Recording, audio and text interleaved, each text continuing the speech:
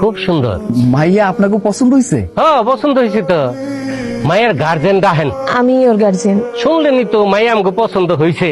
আমাদের কিন্তু তেমন কিছু চাওয়া পাওয়া নাই। ওনার একটা দোকান আছে, ওই দোকানটা একটু বড় করার জন্য সামান্য একটু চাহিদা আছে। সেটা হইলো বেশি না, মাত্র 5 লাখ টাকা দিলেই হয়ে যাবে।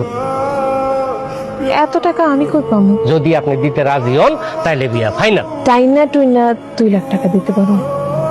আর একটু টাইম না তুই না, আর 1 লাখ টাকা যোগ কইরা 3 লাখ টাকা দেন। জানি আপনি কষ্ট হইব, কিন্তু আপনি দিতে পারবেন। জামাই বাবাজি মিষ্টি লন।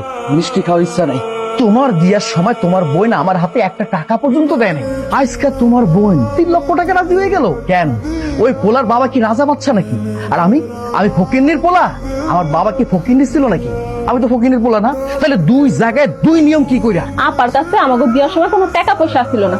যদি টাকা পয়সা থাকতো, আমার দীর্ঘ বিশ্বাস আপায় আমাকে বিয়াতে কিছু না কিছু দিত। তোর কি মাথা নষ্ট হয়ে গেছে রে মা? 3 লাখ টাকা তুই কই থেকে দিবি? চিন্তা করি মামা, কোনো না কোনো একটা ব্যবস্থা হয়েই যাবে। কবিতারে তুমি 3 লাখ টাকা খরচ করে বিয়া দিতেছো, কই আমাকে বিয়াতে তো তুমি 1 টাকাও খরচ করো নাই। তোমাকে জামাই হেললিগা রাগ করে বাড়ি ছেড়ে চলে গেছে। বোন রে, তুই তো খুব ভালো করে জানোস তোকে বিয়ার সময় তো আমাকে এত ভালো অবস্থা ছিল না। দিন আনে দিন খায় চলতাম। ওই সময় কেমনি তো খুশি দেখো হয়েছে আর অবস্থার দোহাই দেয় তো না।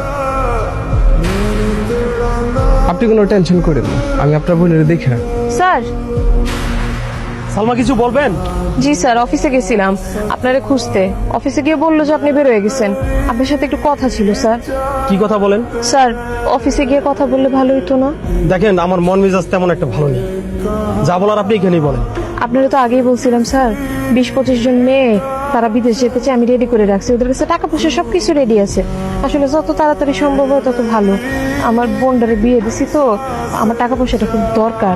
আমরা যে দেশগুলোতে লোক পাঠাতাম, ওই দেশের সরকার এখন আর লোক নিচ্ছে না।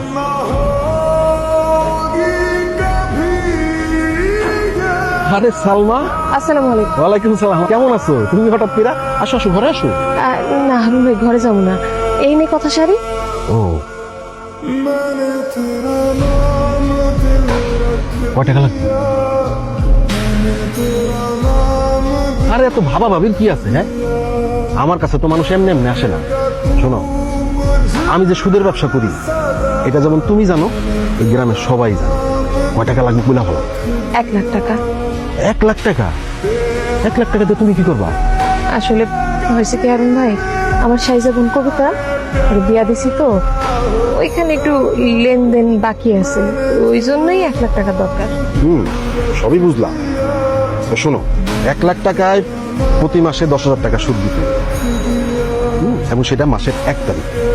এবার তুমি ঠিক করো টাকাটা ঠিক মতো দিতে পারবা। 10,000 টাকা?